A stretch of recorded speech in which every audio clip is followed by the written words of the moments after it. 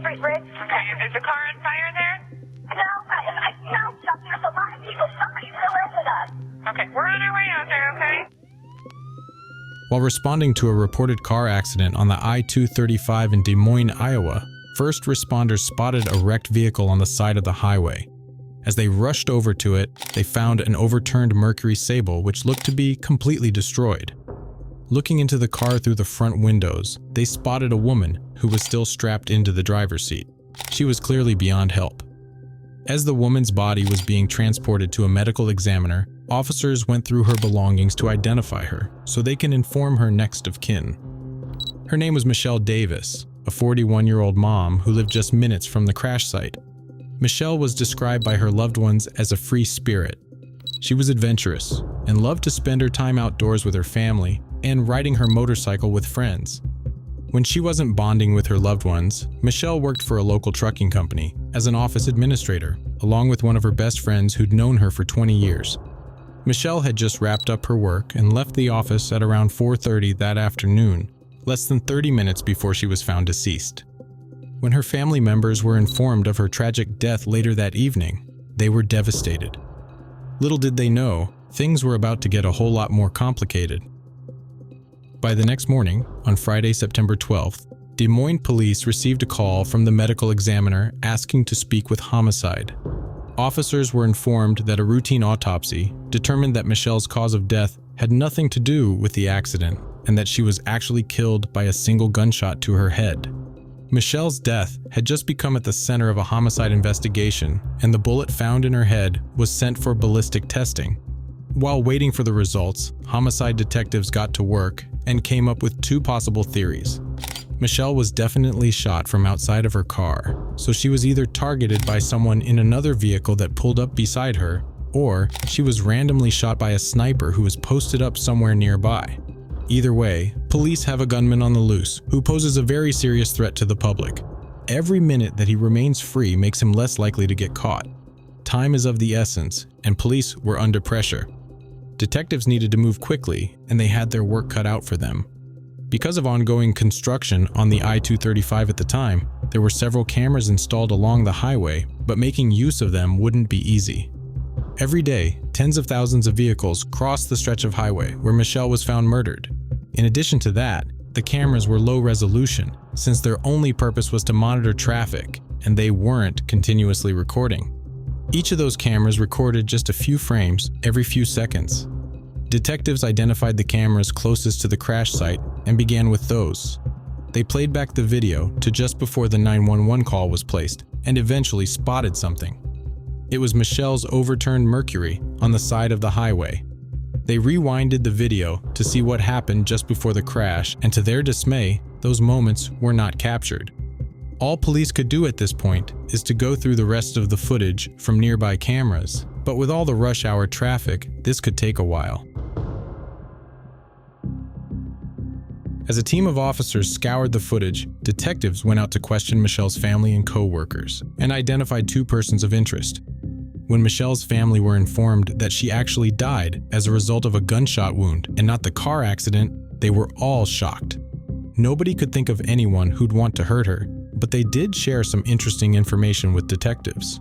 It turns out that Michele had actually been finalizing a divorce with her husband, a man by the name of Randy Davis, and had just moved out of his house and into her own apartment.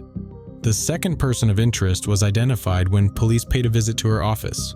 One of her co-workers told detectives that Michele had recently started dating a man by the name of Matt, and that she didn't tell anyone about him except for a few people. Secret relationships are always a red flag in homicide investigations. Detectives needed to track down Randy and Matt and talk to them both. The first person they were able to reach was Matt, who Michele had been secretly dating. A detective stopped by his house to question him and recorded the conversation. He doesn't waste any time and asks him about his whereabouts the day before. Hey, how long you stay up at work? Until about 4:30. Over to Menards. They didn't have my vinyl siding. I had to call David, one of my co-workers, to have him come back. My battery was dead. Your phone battery or your car battery? My car battery. The company car. He actually helped me out. Matt tells the detective that he had car trouble the day before and was stranded on the side of a road when Michelle's crash was reported. This seemed like a strange coincidence, but police were able to verify his alibi. The ballistics report came in that same day and shed some light on the case. The round embedded in Michelle's head turned out to be a .22 caliber bullet that was fired out of a rifle. This was critical information for detectives. The smaller and lighter a bullet is, the less accurate it becomes at longer distances due to the increased effect of air resistance. Of all the mass-produced gun ammunition readily available, .22 caliber ammo happens to be the smallest and lightest. This ruled out a sniper and meant that whoever shot Michelle pulled up right next to her and aimed right at her head. Detectives are now sure that Michelle was targeted and that she may have been followed home from work.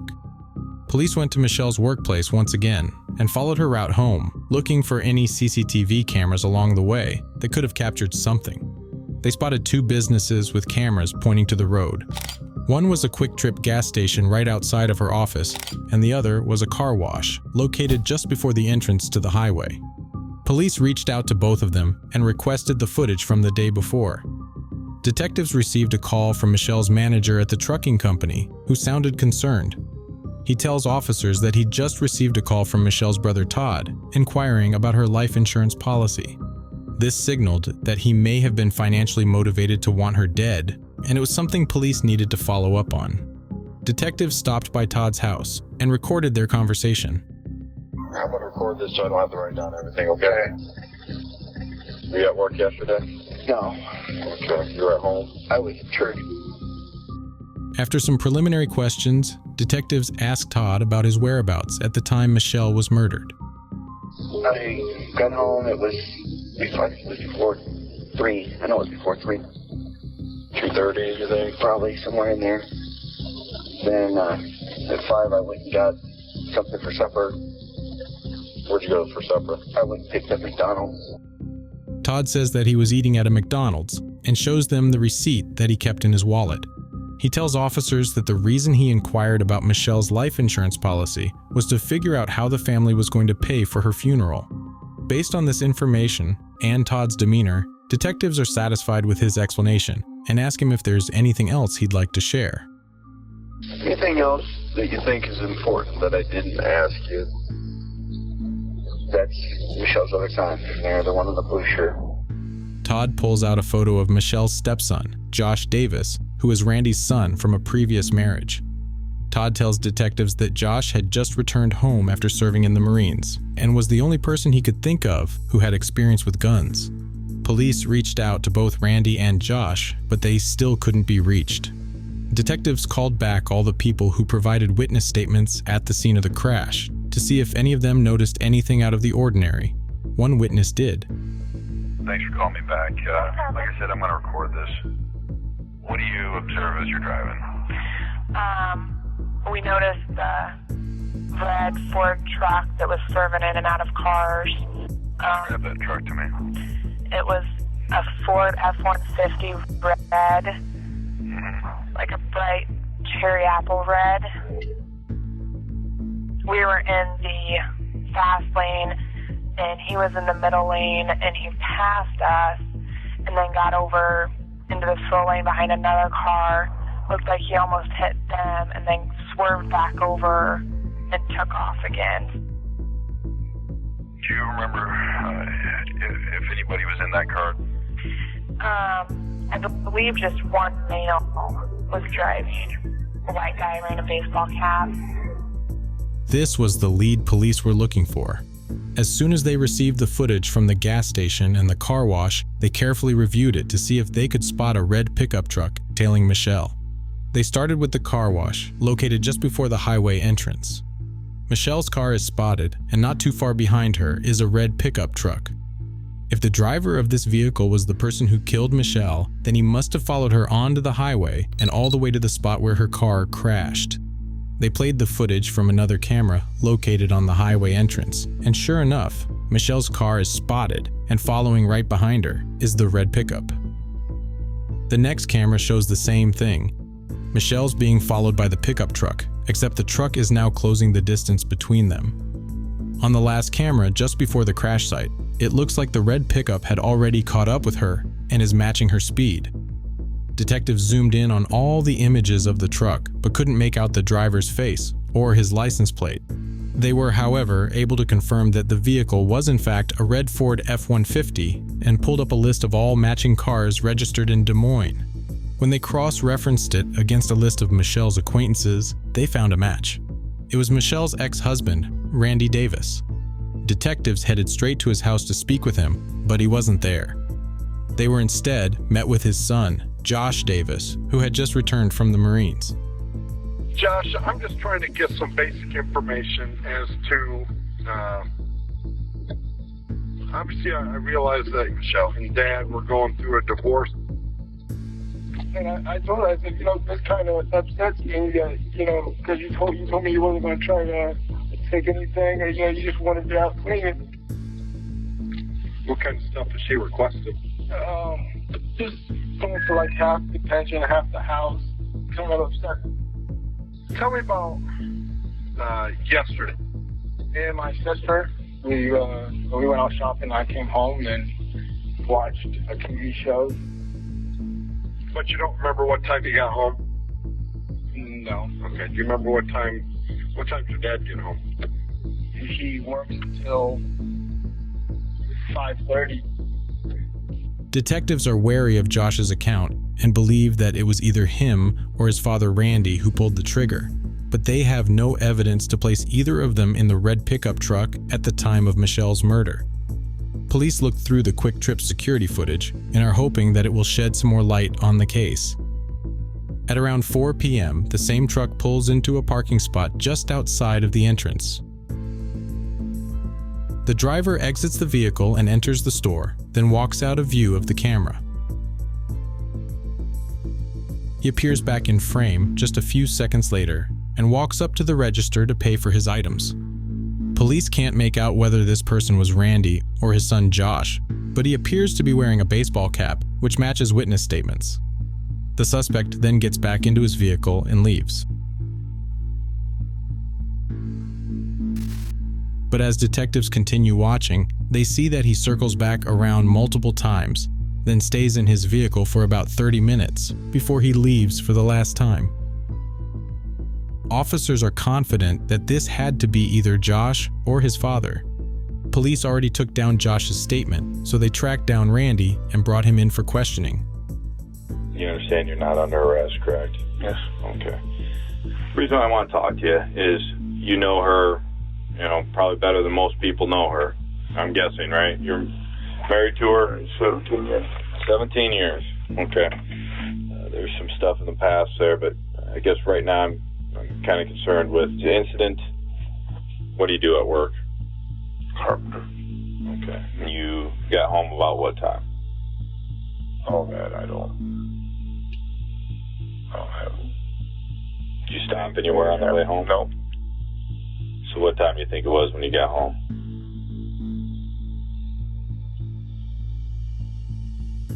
4:45. Just minutes into the conversation, there's already a discrepancy between Randy's account and the one Josh gave to police. Josh already told officers that his father arrived home at 5:30. And then once you were home, what'd you do? Stayed there. Stay there? Did you go anywhere else?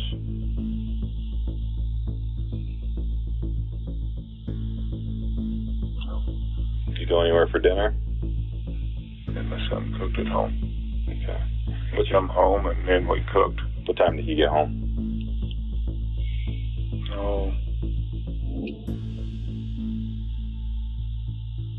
And I'm not for sure. He was over at my daughter's. He come home. I was already home. What'd you guys have for dinner? Jambalaya. Detectives inform Randy that they're actually investigating a homicide case. Turns out it was more than a car accident. Okay? Turns out that she was actually shot, and that's what caused the car accident.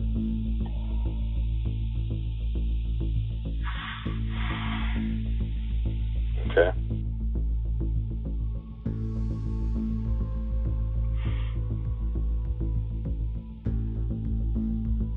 I can understand, thinking one thing and it turns out to be another thing. Okay.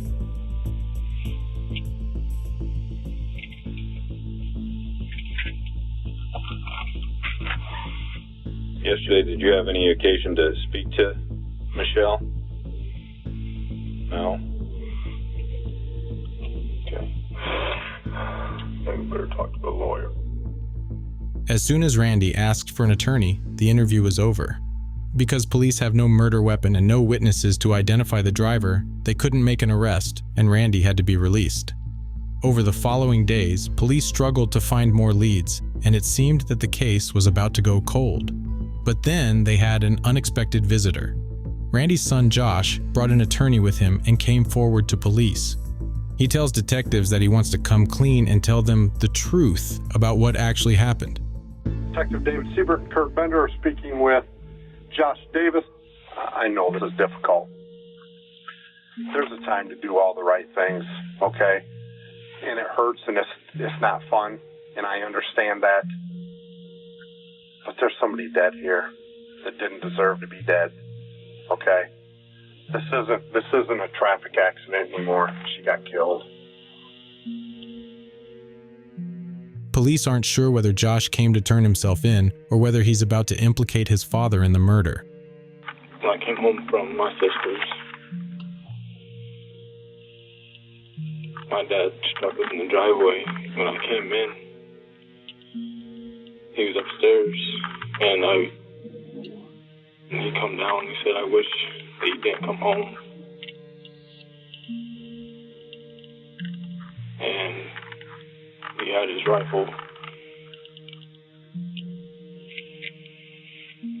And I held up against the wall and told him he didn't want to do anything stupid.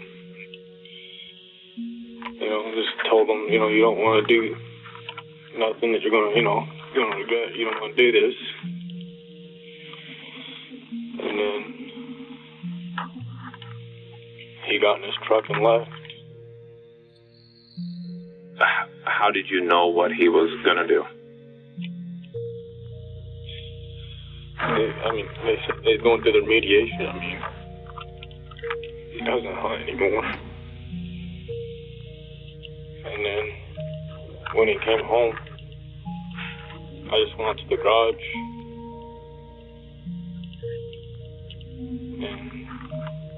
And that's when he told me. Can you tell me what he told you?